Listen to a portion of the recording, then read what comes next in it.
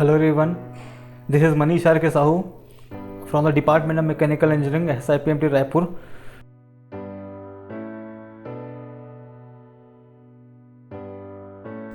Hello students, today we are going to see the theory of strain gauge and the derivation of a gauge factor. ठीक है, तो हम आज जानेंगे कि गेज फैक्टर क्या होता है और उसका फॉर्मूला क्या है, राइट? तो let's see. A tensile stress tends to elongate the wire and thereby increase its length and decrease its cross sectional area. किसी भी वायर में अगर टेंसाइल स्ट्रेस आ रहा है तो वो क्या करता है, सबसे पहले वायर की लेंथ बढ़ाएगा और उसका क्रॉस सेक्शनल एरिया जो होगा वो डिक्रीज होगा. The combined effect is an increase in resistance and as seen from the following equation, right? तो ये हमारे पास एक फॉर्मूला है, R is equal to rho L upon A, where rho is the specific resistance of material in ohms, L is the length of the conductor in metre और A is the area of cross section of a conductor और wire, right? As a result of strain, two physical parameters are of particular interest. First, change in gauge resistance and change in length. Right? So resistance is directly proportional to length and inversely proportional to the area of cross section. ठीक है. Now let's see what is gauge factor. So gauge factor is the measurement of sensitivity of a material to strain, right? And it is the ratio of the change in resistance delta R upon R to the change in length delta L upon L, right? तो ये आपका यहाँ पे formula है gauge factor का, delta R upon R upon delta L upon L. इसको क्या बोलते हैं? गेज फैक्टर बोलते हैं. Change in resistance to the change in length, right? या फिर बोल सकते हैं relative change in resistance to the relative change in the length. तो गेज फैक्टर के इस इक्वेशन को हम बोल देते हैं 13.1. ये एक इक्वेशन नाम दे देते हैं, ठीक है? इसका हम बोल देते हैं 13.1, equation number 13.1. where K is the gauge factor, it is also written as GF.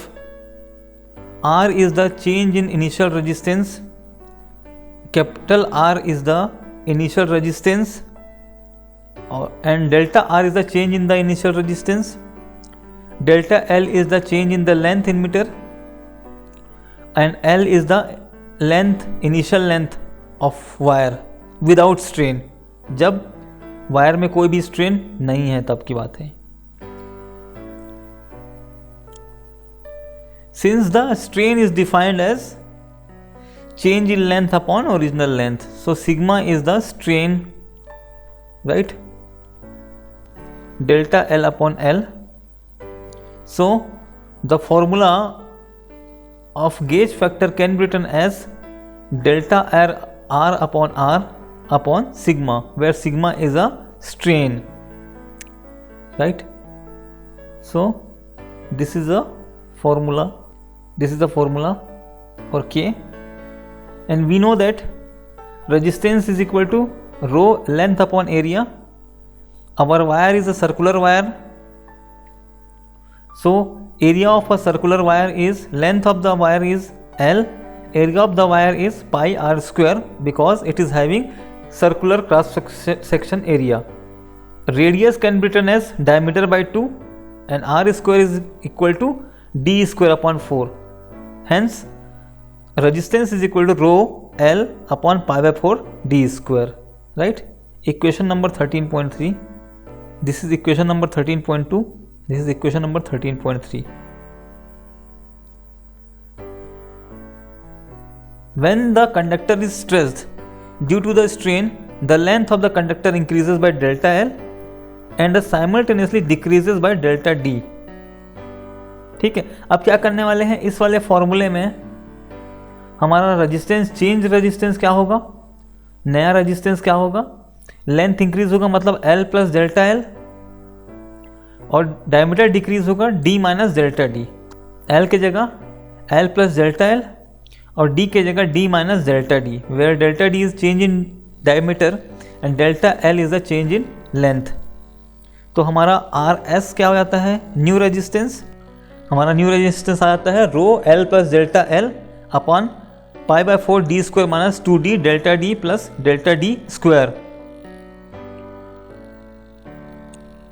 Since delta D is small, delta D square can be neglected. हम क्या करते हैं, डेल्टा D स्क्वायर को निगलेक्ट कर देते हैं यहाँ से। तो निगलेक्ट करने के बाद हमारा जो है RS का फॉर्मूला ऐसा हो जाता है rho L plus delta L upon pi by 4 D square minus 2D delta D। ठीक है, डेल्टा D स्क्वायर को हम क्या कर सकते हैं, जीरो मान लेते हैं, निगलेक्ट करते हैं। हम क्या करते हैं, पाई बाय 4 D स्क्वायर को कॉमन निकालते हैं यहाँ से, पाई बाय 4 D स्क्वायर को कॉमन निकाल लिए तो हमारा फॉर्मूला क्या बन गया, ऐसा बन गया रो L, और L को भी कॉमन निकाल देते हैं। L को कॉमन निकालने के बाद क्या होगा, rho L 1 plus delta L upon L pi four D square 1 minus 2 delta D upon D, right. Equation number 13.4 new equation, right, ये ऐसा। We know that Poisson's ratio is given by strain in lateral direction to the strain in axial direction. So mu is equal to delta D upon delta L upon L।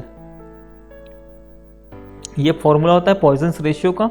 तो delta D upon D को मैं क्या लिख सकता हूं, mu times delta L upon L, right. तो equation number 13.4 में हम क्या करते हैं, 13.4 और 13.6 से हम क्या करते हैं, 13.4 में डेल्टा D अपॉन D की जितनी वैल्यूज़ हैं वहाँ पे क्या पुट करते हैं, mu delta L upon L को क्या करते हैं, पुट करते हैं। तो यहाँ पे डेल्टा D अपॉन D की जगह हम क्या पुट कर दिए, mu delta L upon L। तो हमारा RS का वैल्यू ऐसे आ गया। अब हम क्या करते हैं, इसको रैशनलाइज करते हैं। किससे रैशनलाइज करते हैं, 1 plus 2 mu delta L upon L। Numerator और डिनोमिनेटर दोनों में क्या करते हैं, इसको मल्टीप्लाई करते हैं। मल्टीप्लाई करने के बाद हम रो L अपॉन पाई फॉर D स्क्वायर को कॉमन निकाल लेते हैं, रो L अपॉन पाई फॉर D स्क्वायर कॉमन निकाल लेते हैं। ठीक है, तो ब्रैकेट में आपको ये ऐसा एक्सप्रेशन देखने को मिलेगा। हमने क्या किया, रैशनलाइज किया इसको। ठीक है, तो RS is equal to rho L upon pi by 4 D square 1 plus 2 mu delta L upon L plus 2 delta L upon L plus 2 mu delta L upon L। ये E जो है वो प्रिंटिंग मिस्टेक है, इसको छोड़िए।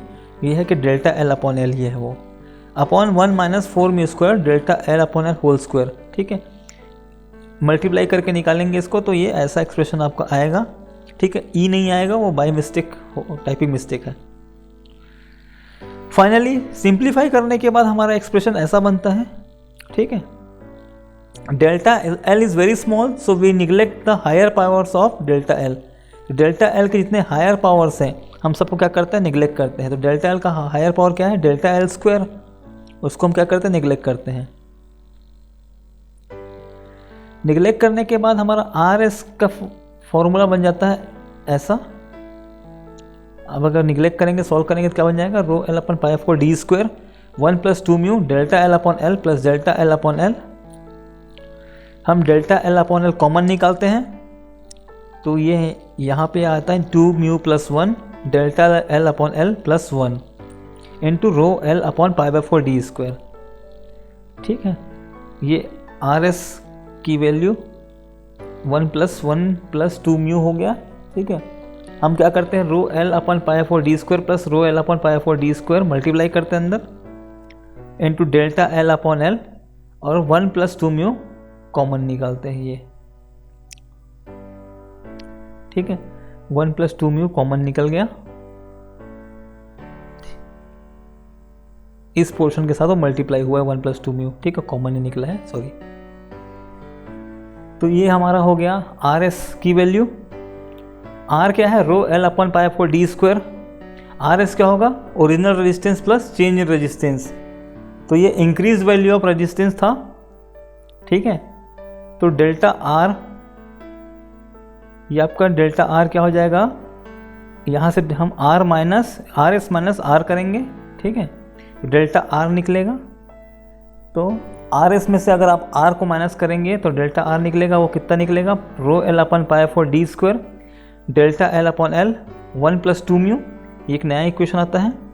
Gauge factor का formula क्या होता है, डेल्टा आर अपॉन आर। तो आप डेल्टा आर अपॉन आर निकाल लीजिए, इस डेल्टा आर में आर को डिवाइड करेंगे तो क्या बनेगा आपका,